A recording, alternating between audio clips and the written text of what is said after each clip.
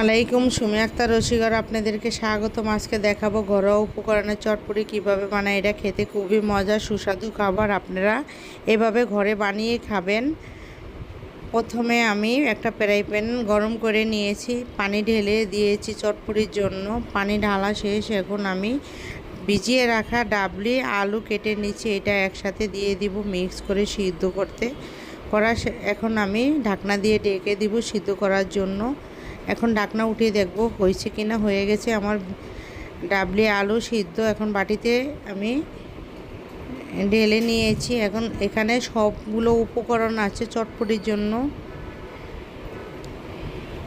ঘরোয়াভাবে বানানো, এটা খেতে খুবই মজা সুস্বাদু খাবার, আপনারা এভাবে খাবেন ঘরে বানানো আমার রেসিপি দেখে।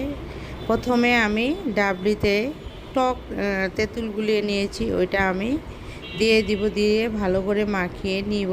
বিট লবণ দিয়েছি, দিয়ে ভালো করে মাখিয়ে নেব।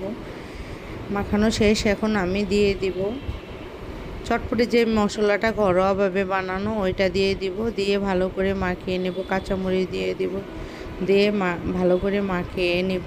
শুকনো মরিচের গুঁড়া যেটা আমি গুঁড়া করে নিয়েছি, ওইটা আমি এখন মাখিয়ে দিব ভালো করে।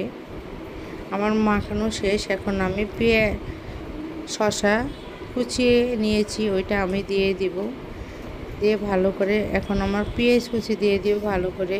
পেঁয়াজ কুচি দিয়ে নাড়াচাড়া দিয়ে ভালো করে মাখিয়ে দিব। ধনিয়া পাতা দিয়ে দিব, দিয়ে ভালো করে সাজিয়ে নেব।